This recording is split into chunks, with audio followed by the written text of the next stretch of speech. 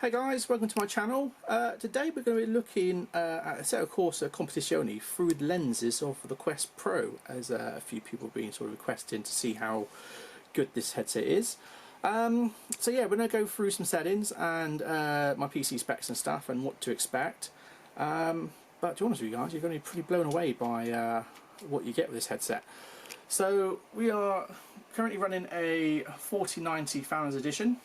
I've got it undervolted to 0.925 volts at the stock boosted boost 2, which is like 2685 megahertz.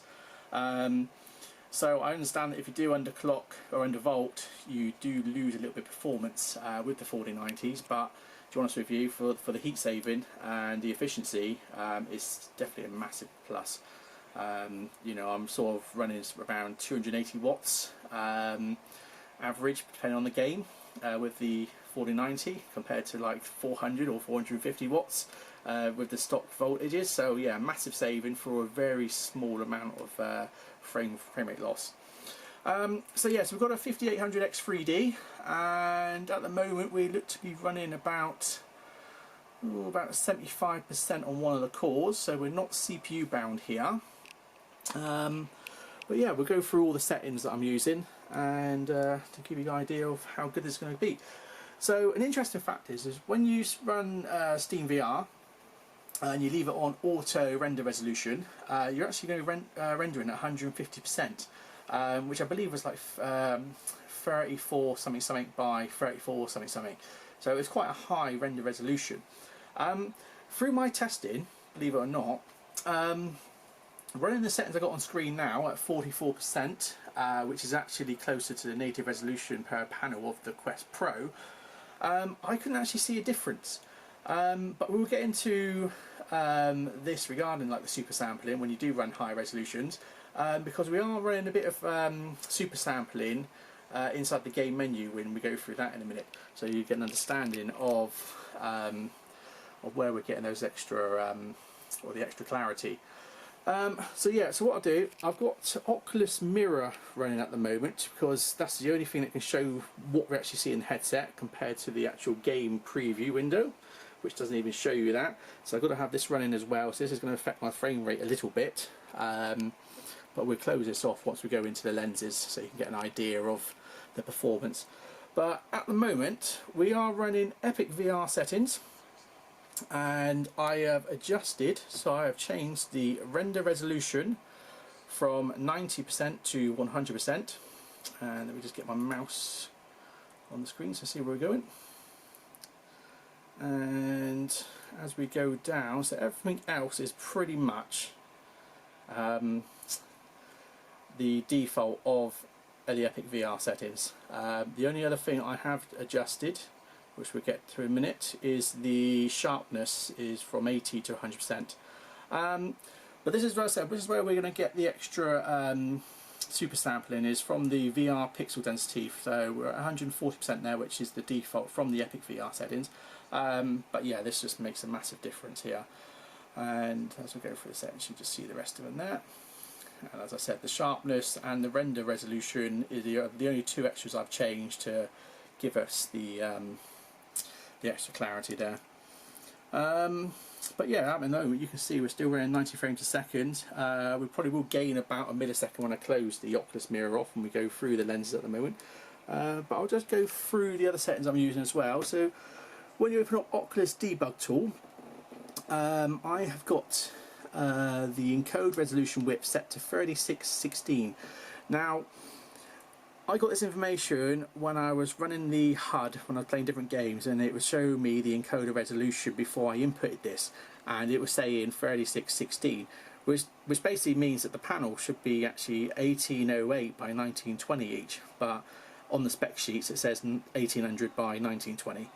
But anyway, so I went with the encoder resolution of that, so hence the 3616, which I believe most people when they've got the Quest 2 will use 3684 off the top of my head.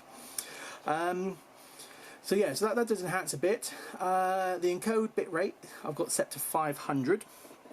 get the camera focus for you and get those artifacts off the screen.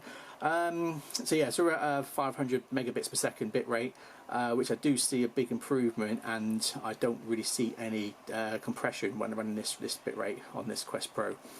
And then we've got frame per second VR, so we've got, so you can see the in-game frame rate. And then in the Oculus app, we are running 1.7 times render resolution, which is 5408 by 2736.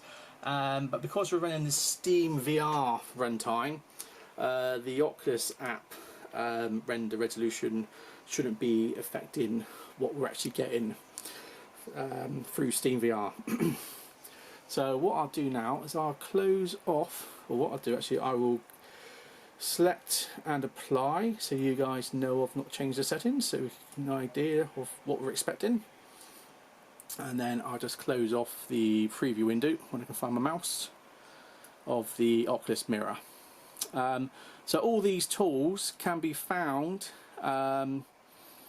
inside the Oculus Diagnostics. When you go to the Oculus folder, support, Oculus Diagnostics, and then you can get your Oculus Debug tool there, and then Oculus Mirror to see, just to basically preview everything you're seeing through the headset. So that's where those settings are if you're unfamiliar with that.